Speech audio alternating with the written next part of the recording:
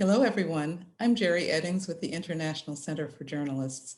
Welcome to this special webinar in our series Uncovering Nutrition and Malnutrition in the COVID-19 Era. This program is offered through our partnership with the Eleanor Cook Foundation. Today, we will focus on solutions-based storytelling about nutrition and food security issues. The workshop will be led by Mikhael Simmonds of the Solutions Journalism Network and Mercedes Sayagues, our media trainer for this series. It will be an interactive session with tips and techniques aimed at enhancing your stories on these important topics. Now, it's my pleasure to introduce Mikhael, who will get us started. Mikhael. All right, so you can see my screen. On the screen I like to start with a New Yorker cartoon because on one end, this is a heavy topic and cartoons tend to at least take a step back and relate the same information, but in a lighter way. I like to start with this cartoon because this is what the journalism industry does to its audience. Not purposely, we didn't wake up in the morning and say we wanted people to feel bad, but this is what we do when we disproportionately report what's going wrong in the world overall, not just this topic, right? Everything is terrible, worse than ever imagined, and there's not a damn thing you can do about it. But whatever happens, we can't give in to despair. Why did I bring this up? Well, it has an effect on our audience. This is from the Reuters Institute's Digital News in 2017. They actually do this report every other year, and I didn't use the updated reports because they don't have such a good visual. I don't know why they changed from a bar graph. Like, a bar graphs are so straightforward, you know, like more bar graphs in the world. And when they ask the audience across the world, what are the reasons, how do you feel about news? And why are you avoiding news? For those who are avoiding news, these are some of the responses they get. It can negatively affect my mood. I don't feel there's anything I can do about it. Graphic images upset me. And it goes on and on. And some of these topics, social journalism, help respond to. Not all, because we're not a silver bullet, but some of it helps. So I wanted to give that context today to realize that this is not a thing that's floating in the side somewhere that you heard it's a nice shiny thing that's a fad. It's actually integral into understanding the world accurately. And also it's a thing audiences are asking for in different ways, even if they don't know the term solutions journalism. And audiences aren't journalists themselves, which is fine. They don't have to know the term, but they have to know but they do know what they're getting. So today, we're going to talk about solutions journalism and the intersection of that and reporting on topics such as food insecurity, malnutrition, food systems, the whole shebang. Mercedes is the topic expert. I am the solution journalism expert, so feel free to throw questions our way. We have 3 goals: better understand what solution journalism is or isn't. I saw in the survey that some of you all are very familiar with solution journalism, some of you all aren't. So I'm going to spend the first hour trying to get everyone up to the same page, or on the same page. Then we're going to understand ways to apply it to the topic, and then we're going to answer any lingering questions. So as I said, the first hour, we're really going to get into what it is and what it isn't, get everyone on the same page. Then we're going to integrate that into the topic, and throughout, we're going to answer any lingering questions. And the first question that usually comes up is, what is solutions journalism? Right? It has a lot of people say they heard about it, but not everyone necessarily has a definition. So just like when I was in primary school and they say, you know, when you start a debate, start with a definition. So I'm starting with the definition here. Solution journalism is rigorous, evidence-based reporting on responses to social problems. That is it. No matter how complicated this may get today or whatever you've heard around just doing your work, this is the definition of solution journalism. This is what we're shooting for here. Rigorous, as in, what is it? Are you looking into what the response is? Are you looking into what it isn't? Are you actually doing your due diligence? Evidence-based. And in this case, evidence-based is qualitative and quantitative. It is what you can get in numbers and what you can get in anecdotes. We are working across regions, across countries. Some places are data desert, some places are data rich. It's important to talk about what we know, what we don't know, and what measurements are relevant. I like to take a step at this point and say, I'm actually from Trinidad and Tobago, as you can hear from my accent. So I'm speaking, this is very close to me because I'm speaking about this as someone who's an international reporter who grew up in the global south. A lot of times we do these sessions and it's someone who's living in a place that's data rich and they don't understand that aspect of a place being data poor. So we could go deeper into that on a fundamental level, if that's helpful for you. And the reporting has to be focused on the response to the problem, not just the problem. Sometimes people say, oh, I do solutions journalism, and the first 90% of the story is the problem, and the last 10% is a response to the problem. We ask you to flip that frame, make the story 90% about the response to the problem, especially if your audience already understands what the nature of the problem is. I like to think of it like this. If you were reading a story about an issue and you had that exact same issue in your life, right? You wake up in the morning and you think about this every day. If you read a solution story, you should have an idea about how another place responded to that issue and maybe start thinking about if it's applicable to you and what that process looks like, right? So when you think about the audience, don't necessarily think about it as, oh, it's an interesting thing for them to read. You can't write like that, some outlets do. But when you're really getting into the response of the problem, really get into what it took for the response to happen. If I would say this is the most important slide, but the second slide I'm about to show is the second most important. Solution journalism have 4 pillars. You need to have these 4 aspects in your story in some form for it to be solid solutions journalism. What are these 4 pillars, as we like to call them? First, a solution journalism piece features not just a person, but a response to a problem and how it happened. It's not good enough to say this person is awesome, this person is great, this NGO is great. No, go into the nature of the response, go into the how of the response, the mechanisms of that response.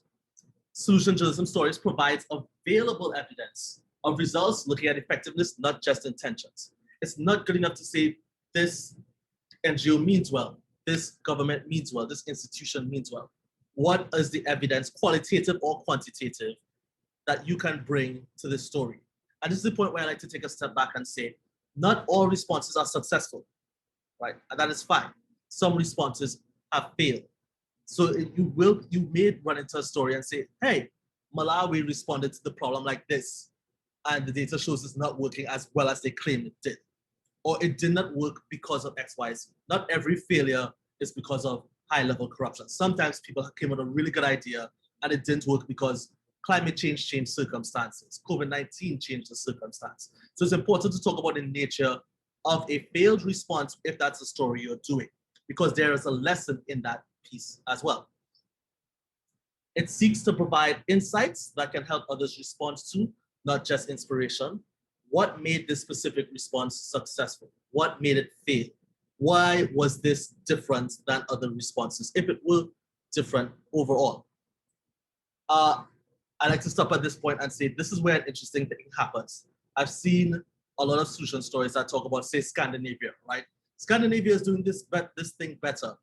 And there's a duality there. The duality is Scandinavia is a very different socioeconomic bracket than much parts of the world. And that is true. But everything they implement, just because Scandinavia implemented it, doesn't mean that there aren't lessons for other people, right? So this goes back to the question of asking yourself, what are we actually talking about here? And what is the insight here? And ask if it's replicable or not. Because something may work because something may work and not be expensive, right? But if you dismiss that because it's from a certain part of the world that you think there's no relevance, you actually miss a very important chance to learn. So ask that question, is it relevant? What is the real insight here? Is the insight a process? Is the insight money? Is the insight something else? A lot of health stories, the insight is something being done differently, not necessarily a lot of money being put in place when you think about some systems. And lastly, solution journalism pieces talk about limitations and avoids reading like a puff piece. No response is a silver bullet. No response solves the entire food system issue in the world or in a continent. They have limitations, and these limitations may be built in, these limitations may be unexpected things that have changed, but talk about the limitations. Again, this is about reporting what we see in front of us, and nothing is a silver bullet. And you need to talk about that as well, because you won't be doing your audience any justice if you don't talk about that as well. So I see some comments in the chat, and I want to take a step back and just open it up for some quick questions before we move into an activity. What do you think about the 4 pillars? What do you think about the definition? And do you have any quick questions?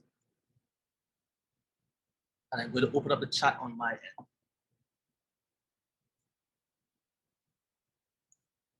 Mercedes, did you see any questions you think we should address, or we should push back to go on? Yeah. One question that just came out in the chat from Ashwak Masoodi is, if an NGO is working on malnutrition and is running a pilot project, just a pilot project that is successful, could it be a solution story, a solution story, if we are talking about just a pilot project that might work if it's scaled up?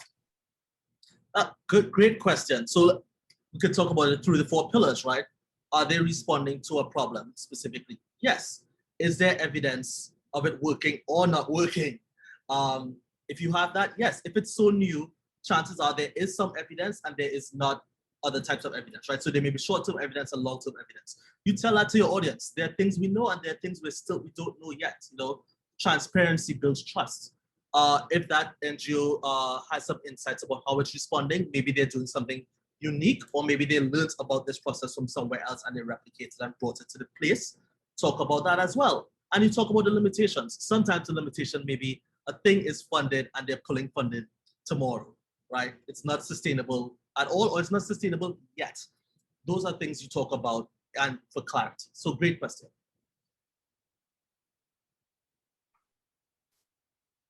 I have a note here from Sandra. It's interesting because I always assume solution journalism implied including a success story as opposed to delving into responses, successful or not.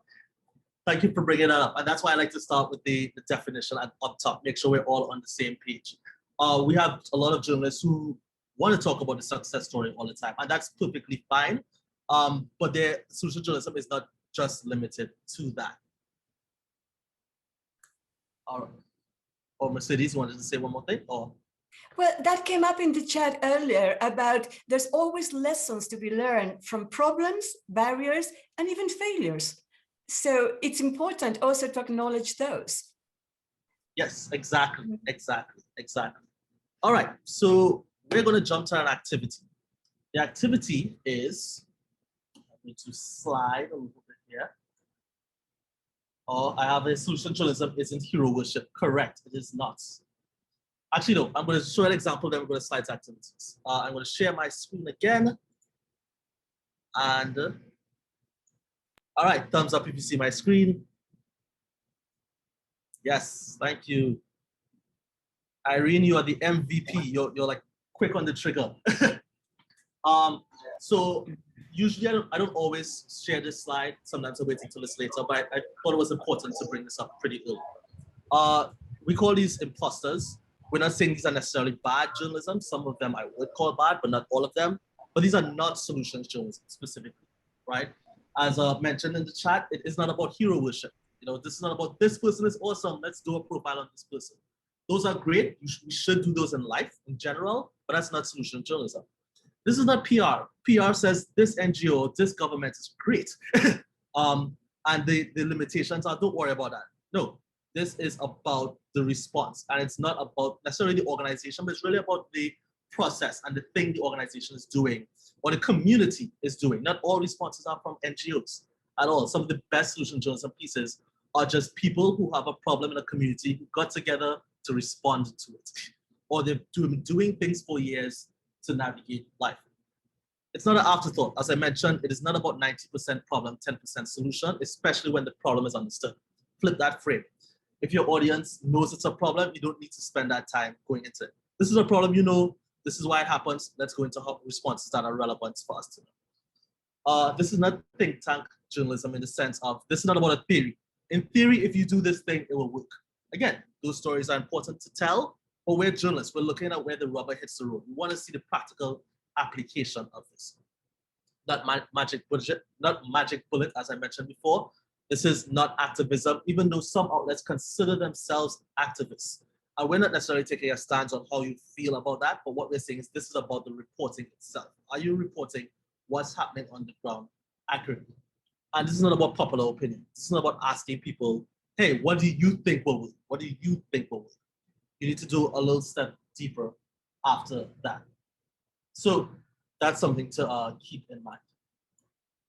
So activity. We're going to listen to a radio piece. We're going to make notes on it through the lens of the 4 pillars. And we're going to do that in groups. And we're going to come back and discuss the strengths and weaknesses of that story. All right, so listen to the piece, go into groups, talk about the story through the 4 pillars mentioned, and then come back as a larger group and discuss it. We're going to be in groups for about 10 minutes. And the story I'm going to use is from Afghanistan. And I want to make some quick notes about the story before I share it. The story is from NPR. It is from a time period, 2014. So it's an older story. And you'll understand why I brought that up when you hear the story. The reason we chose the story is because I like to have short stories in these sessions that we can all listen to communally. And SJN has a database of solution stories that are different platforms, different media, but we don't have many ones that are short read. So that's why I chose this. And lastly, it is an imperfect solution journalism story. And I like to show imperfect stories because one of the fundamental questions is, how can we make this story better? So that's what we're going to do today. We're going to listen to the story. I'm going to play it for everyone here. Then we're going to break into groups. Okay? All right. So let me get this up and share the screen one more time.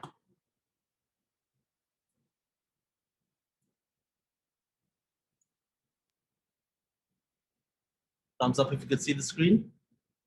Great. Irene is just waiting for the thought. But I see you all. Arun, I see you. Lori, yes. Sandra, yes. Nice. Camila, Paul, great. Okay, so I'm about to play it.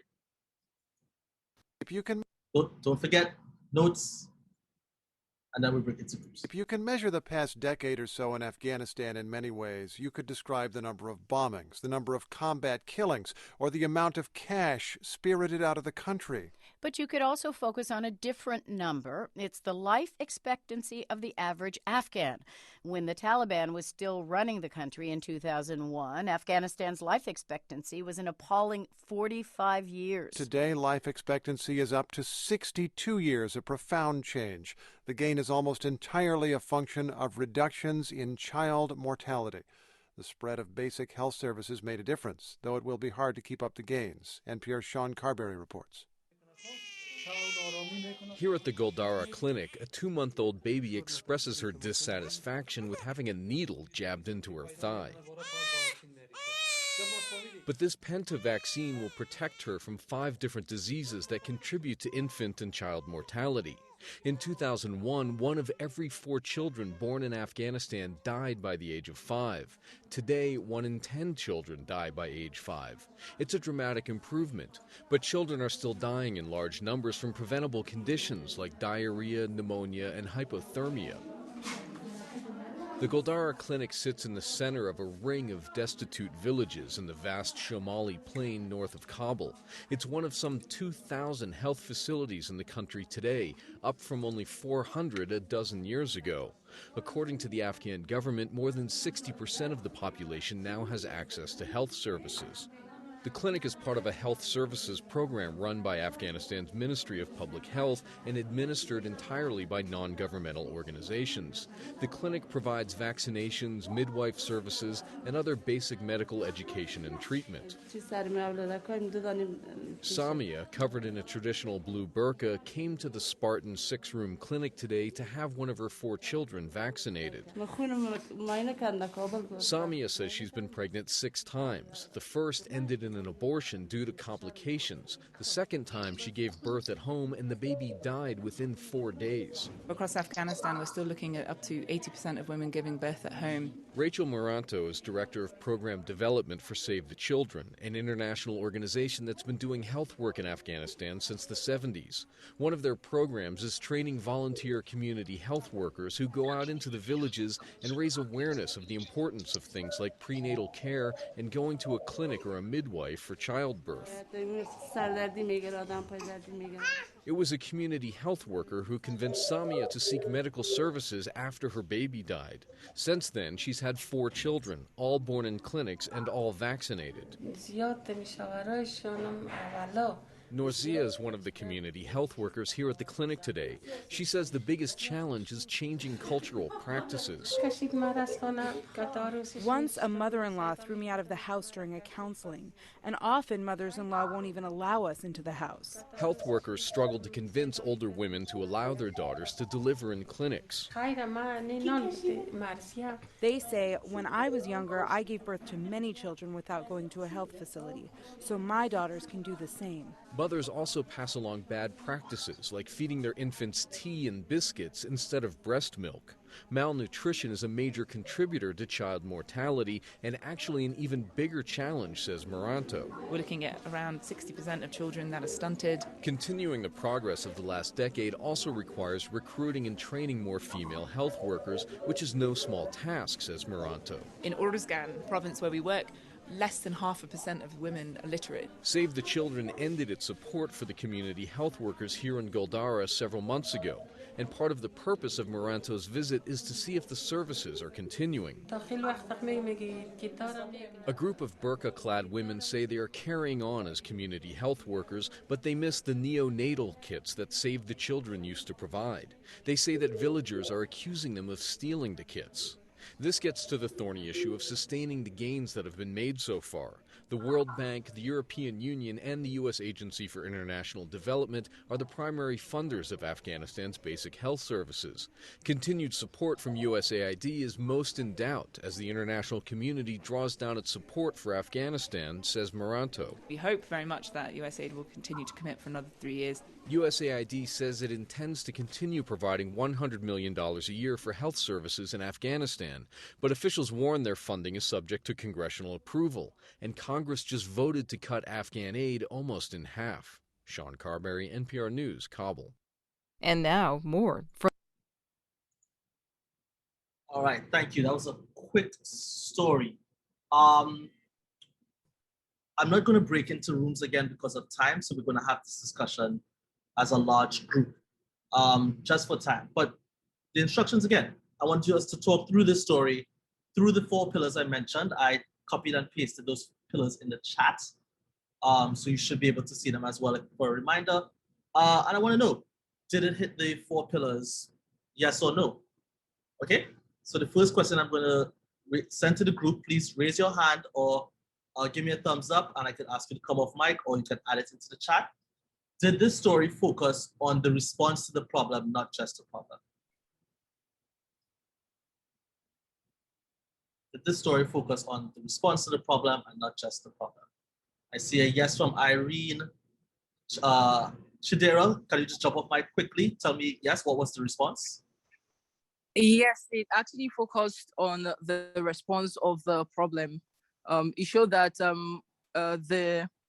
the life expectancy increased from 45 to 62 years to 62 years. And then it focused on how this was done through the spread of basic health services with establishment of more clinics in Afghanistan, vaccinations and other services that we are giving to children and pregnant women. Thank you. Oh, Chidera, you gave me 1, 2, and 3 in a row. Oh, thank you. You're saving me for time right now. You gave me the features, not just a person who went into the how. You talked about the evidence it showed, and you talked about the how of it. So thank you. Let's get Christopher pretty quickly. Yes, Christopher. Good afternoon, Christopher here in Kampala in Uganda. I think the story is a solution journalism story because it handles a society challenge, which is child mortality. It uses evidence. There is evidence that life expectancy has increased from a certain figure to a certain figure. And it also gives insights.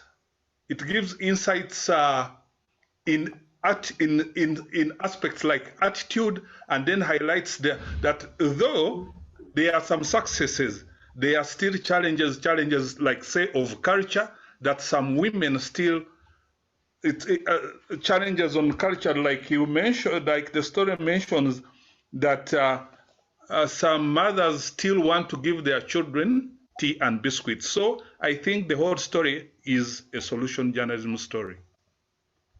Thank you, Christopher. I'm going to take two more people and then move on. But just to your point, it talks about the limitations. I mentioned that this story is an imperfect story. If I were the editor, I would make certain different edits, and those edits would be dependent on who my audience is. I would probably edit some things about language and what I focus on. And those two are tied, right? Depending who your audience is, that defines how much explaining or lack of explanation you may need. And that's important as well. And it talks about the limitations a lot, the real limits, and it could have gone even more into limitations if you're thinking about the role of USAID and the role of NGOs in Afghanistan, the role of the American military, quite frankly. So even in this story, there are different versions of this edit that you can expand on any four of those pillars, depending on the outlet you're talking about, you're reporting for, and what is important to the story itself. We're going to go to Mike, we're going to go to Sandra real quick, and then we're going to move on. Thank you. Mike. Yes, to me, although this is, I would call this solutions journalism, but it didn't do a good job of the third pillar of providing insights that could help others respond. I don't feel like if I was an NGO or somebody listening to this trying to think about how to solve a similar problem, that this would really give me information that I could build on. Thank you, Mike. I'm going to stay with you for a second. So is it fair to say, if I was a journalist and I pitched this to you and you said, yes, I'll take it, and I sent this piece to you, you will have some edits to make or some questions back to the reporter? If I was trying to do solutions journalism, yes, I would say, tell us some more insights, more depth about how people are solving the problem. Say this generational problem with mother-in-laws that was mentioned, like what work has been done, for example, to work with the older generation, or how is it done? All right, thank you very much, Mike. Sandra? Yeah, so I felt just in terms of even explaining the problem, but then also the response, it was just sort of partial or limited. So, you know, if you're talking about child mortality up to the age of 5, you know, and they mentioned 5 top causes, they don't list the causes. And then if you're talking about children up to the age of 5, the focus was really on maternal and infant care. So it just, you know, it just seemed partial in terms of sort of explaining the problem and potential solution. That's all.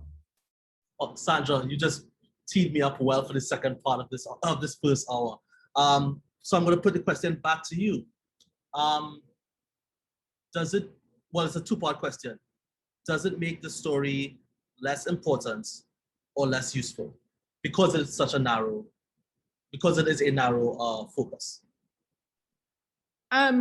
Still is important, probably less useful in terms of understanding, you know, the solution. Yeah, less useful. Thank you. Thank you. Anyone else wants to comment on that? Does it make the story less important or less useful if it is such a narrow?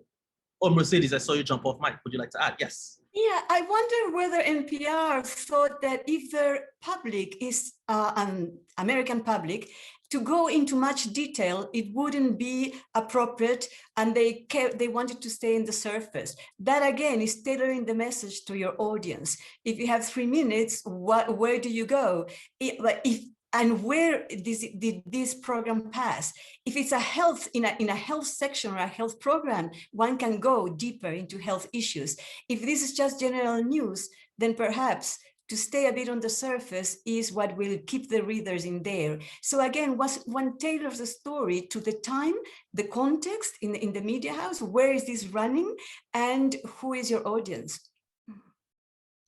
Thank you, Mercedes. Yeah, and lots of times when I go deeper into like this section, we're not going to spend so much time on it, but it's really forcing us as journalists or editors or producers to think about those things. Because it's easy to sit back and say, I would do this differently. I said I would do this differently. But also when you have 3 minutes, you literally have to pick and choose what's in there and what's not in there as well, and get your audience up to speed, which is just a limitation of different formats. Some people have more space, some people don't. And if you're a freelancer, that's also subject to the organization you're pitching and the format they have.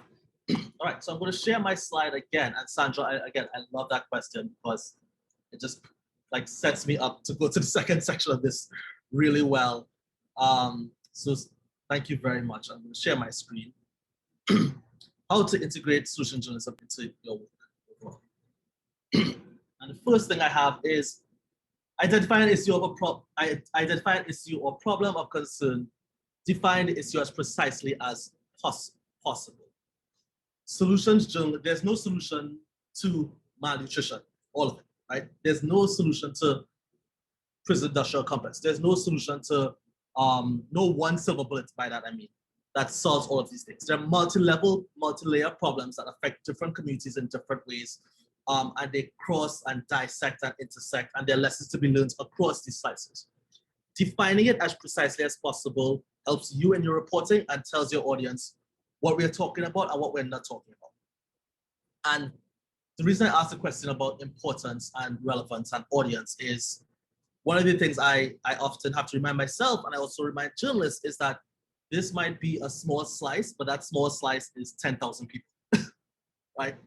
And to Mike's point, if you go into the how of the solution, that's actionable information that 10,000 people would have not had access to before. So don't only just think about it as a question of, well, it doesn't solve all of these things. If it solves a slice, talk about it, and talk about it through those 4 pillars I mentioned.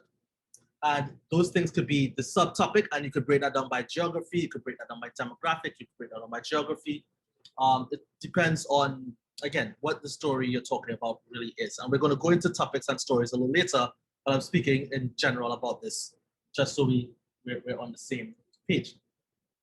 On the screen, you have lack of access to nutritious foods in poor urban communities.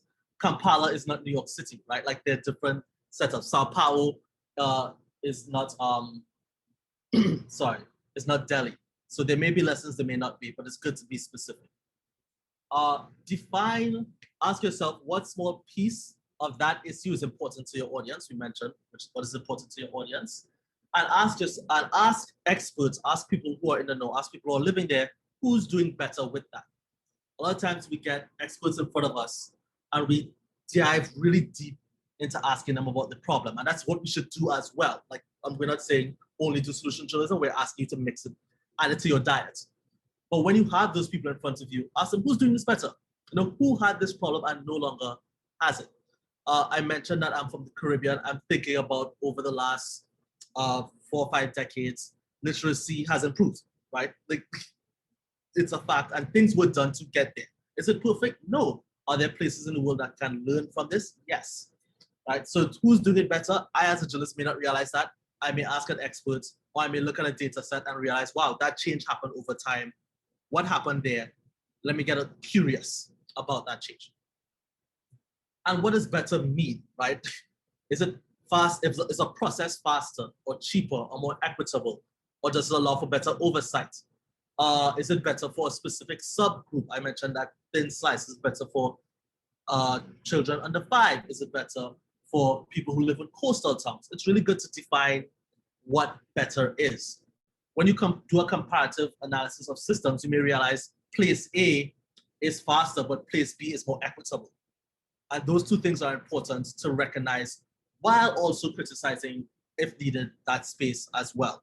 A lot of times arguments go back and forth, and without this definition, you may be actually arguing 2 very different things. So it's good to let people know what your audience know what exactly you are talking about and what you're not talking about. You find this information from the places you find information already. You don't need to go somewhere new, right? You already can go to data sets. You can go to academia. You can go to peer-reviewed spots. Give me 1 second. I'm getting an alert on my phone and I want to stop it. And it is stopped. Thank you. Yeah, so you can find this information from the sources you already have in front of you. But when you find those sources, ask them that different question, as I mentioned before.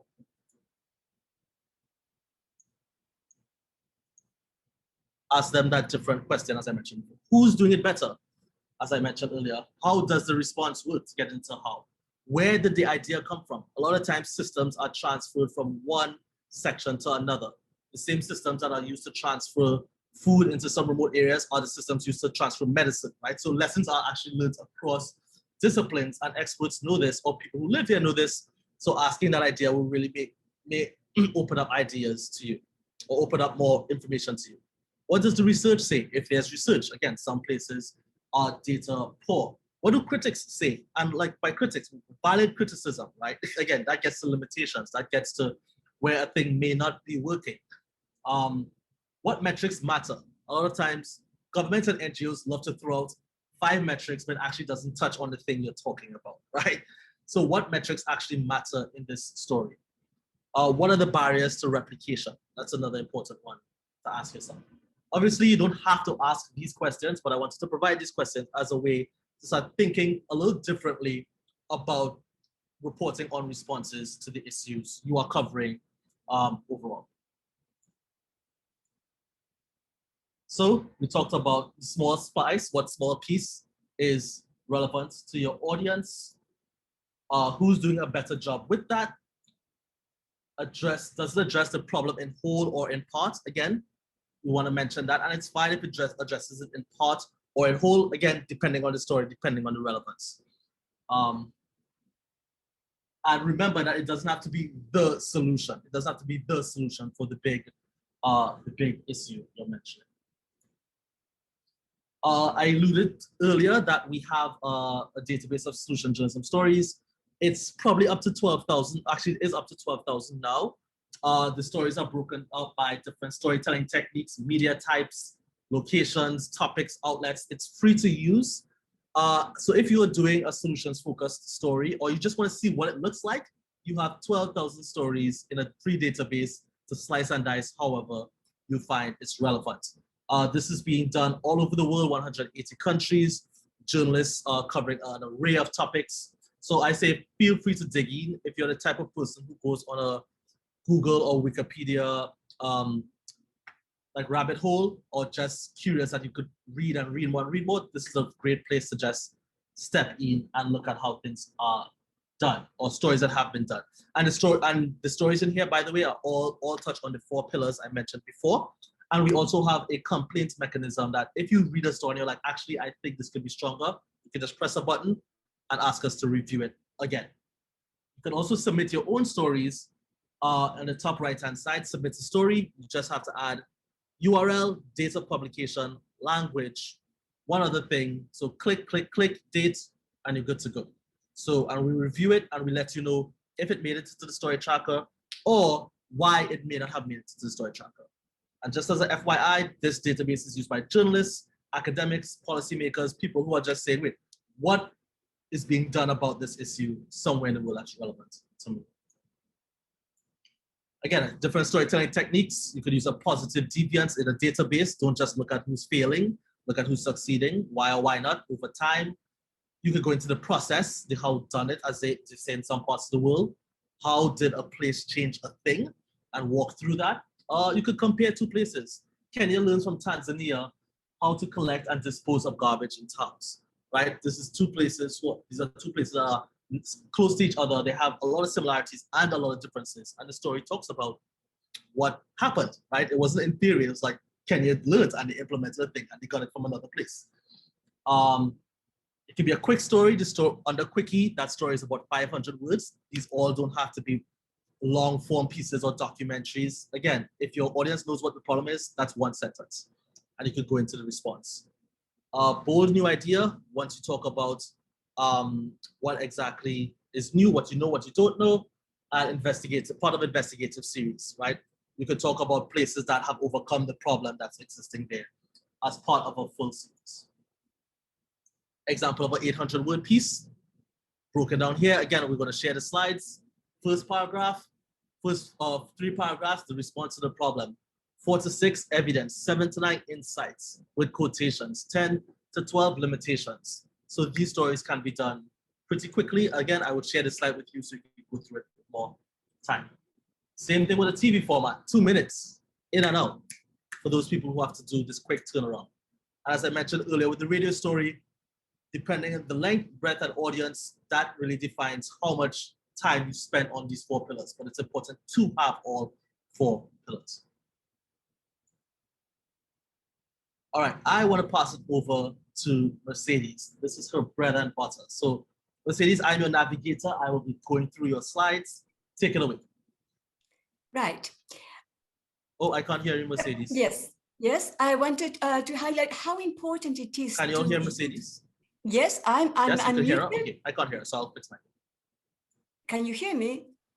I can. Yes. Hear me? Yes. They can hear you.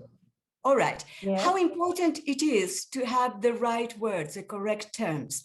Just as with the pandemic, we've learned that it's not the same to be symptomatic or asymptomatic. And we've all learned the differences between vaccine trials, stage 1, 2, and 3.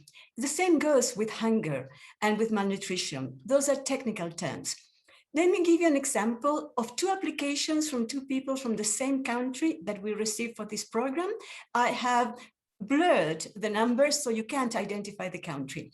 But 2 applicants said, in my country, in the last quarter of 2020, due to the pandemic-related economic crisis, 5 million people, or 40% of the population, one applicant said they starved, and the other one said went hungry.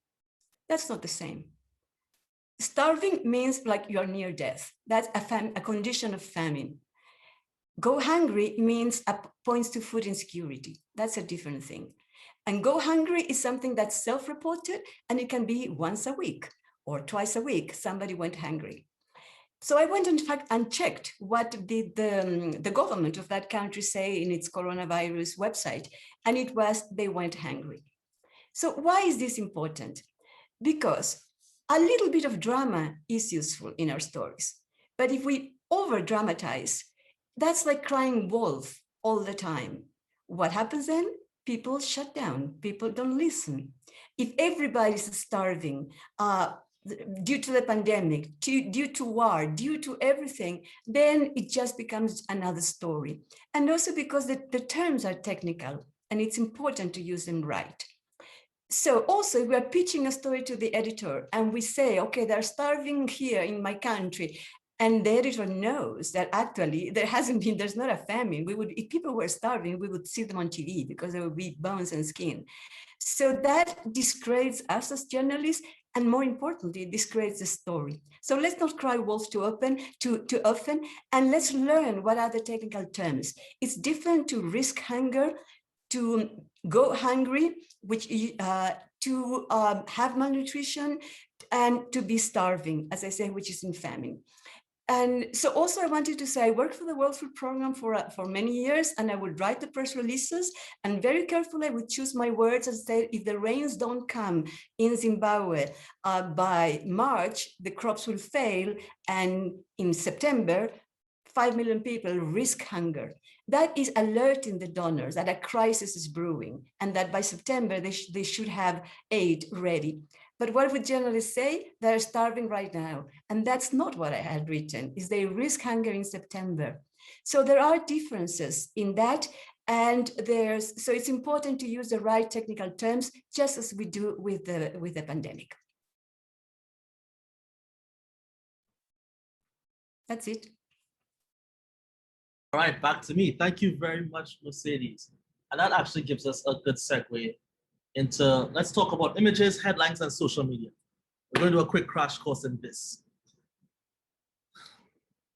I started off this session saying, a lot of times, well, not saying, but highlighting, news avoidance comes when people think about negativity. The news doesn't like how they feel, it's all bad news. What you're telling me something I know already, things suck.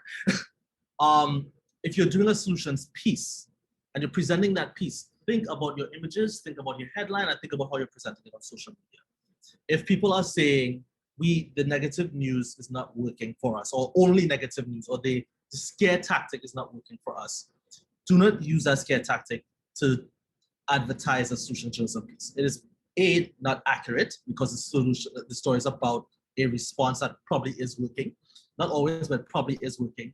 But B, they have no reason to click into it because they know this already.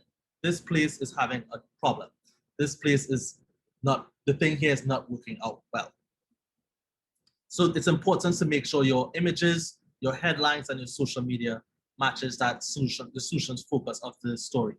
And I say that understanding that many of us here are freelancers, right? So you do not necessarily have the power of changing the headline, and even further removed from the social media. Or you may be, you may not have worked with a photographer because the photographer was sent at a different time. So I understand that limitation, but I also want to recognize that this is a thing that when you're in conversation with an editor, or if you're an editor yourself, or you're working in social media, it's something to be aware of. It's also important to Mercedes' point, where places change over time. I know it's sometimes as journalists, our ideas, we usually focus on failures, but I can tell you on many topics, even before COVID-19, which is the exception to many rules, a lot of indicators were getting better for some places and for some people.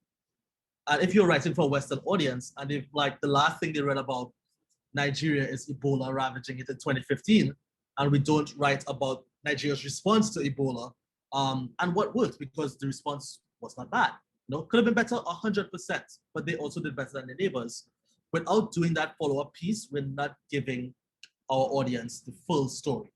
So it's important to say, hey, you know, yes, we're going to cover these problems, but we're going to cover the changes over time, even if they, especially if they have improved, to give other audiences, especially audiences that are not there, a view of the part of the world we're reporting on, or even the audience within the country itself.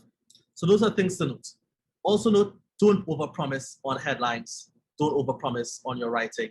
You know, write soberly, as some people may say, because that also causes the inverse problem of everything here sucks and there's nothing we could do about it as well. You know, this is not hero-ish. This is reflecting the world as it is, whether things are working or things are not working.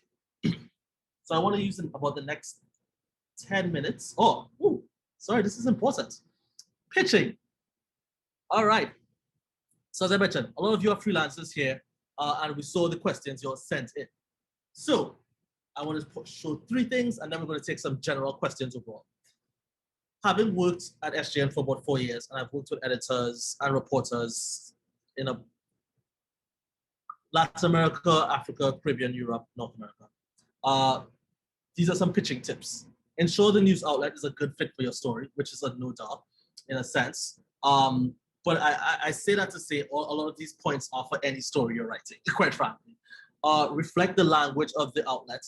Ensure the pitch answers why should your readers care, and how is my angle unique. And I left this one in here specifically because just because it's a social journalism story, it's not enough. You're still competing with every other piece. So in your pitch, you really have to like nail the, why should you care? Why should you disrupt your problem-focused reporting, especially if it's an editor who doesn't know social journalism.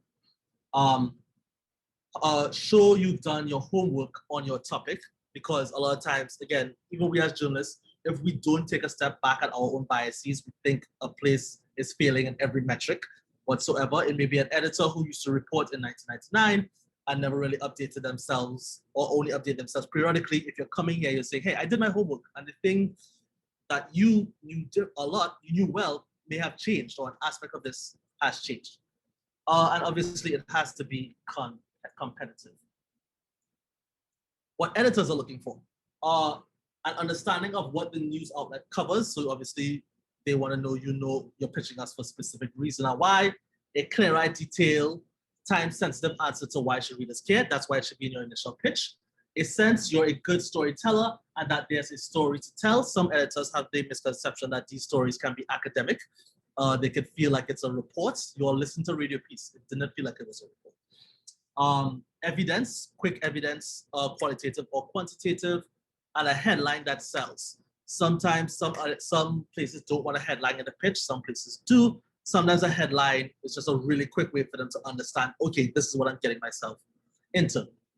Where did I get those points from? They sound pretty obvious. Well, we actually asked editors and freelancers who often get their stories published, what worked, what questions were they asked, and what were they looking for?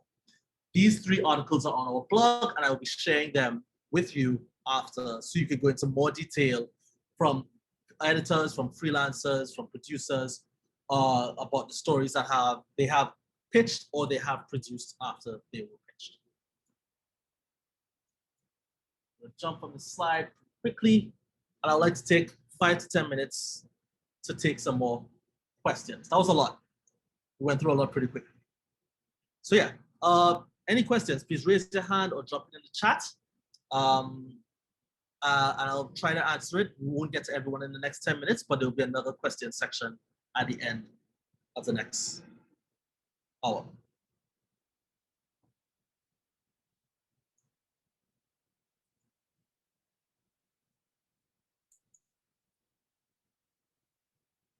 All right, so I'm checking the chat. From Julia, solution journalism requires time and proper grasp on a topic you are working on. Yes, and I'll go even further, Julia. I mentioned earlier my favorite solution stories are ones that are not necessarily NGO-based. It's a community saying, we have a problem, let's just try to fix it. And then you ask questions, and you're like, wow, you all set up this whole system to respond to problems.